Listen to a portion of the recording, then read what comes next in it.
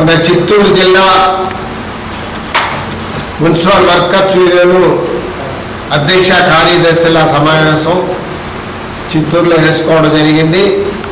ఈ సమావేశంలో రాష్ట్ర ప్రభుత్వంతో కొట్లాడి అనేక పోరాటాల ద్వారానే ఈరోజు 21,000 రూపాయలు వేతనాన్ని పారిశుద్ధ్య కార్మికులకి ఇవ్వడం జరిగింది.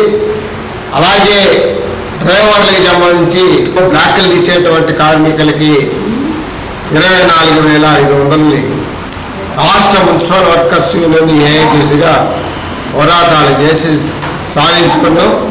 ఇది కార్మికులందరికీ అభినందనలు తెలియజేస్తున్నాం. కేంద్ర ప్రభుత్వం కూడా పోరాటాలకి తలవంచి ఈ కార్మికులకి జీతాలు పెంచడం జరిగింది.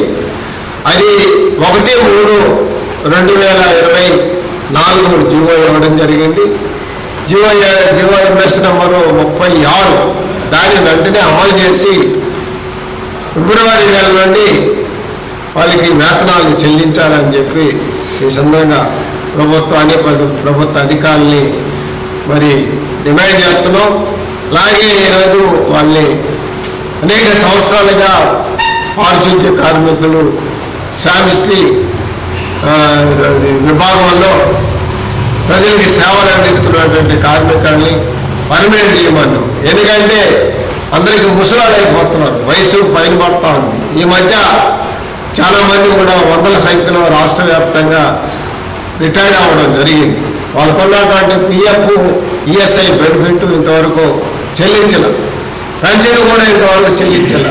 దాన్ని వెంటనే అమలు చేయాలని చెప్పి ఇప్పుడు సర్వీస్ ఉన్నటువంటి వాళ్ళందరిలో కూడా మరి ప్రభుత్వం పర్మనెంట్ చేయాలని కోరుకుంటూ ప్రభుత్వాన్ని డిమాండ్ చేయడం కూడా జరుగుతుంది.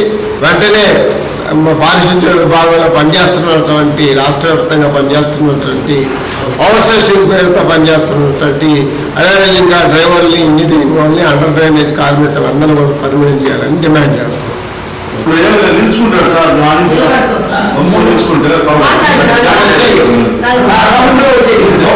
పర్మనెంట్ చేయమని చెప్పి డిమాండ్ చేస్తున్నాం రాష్ట్ర ప్రభుత్వాన్ని.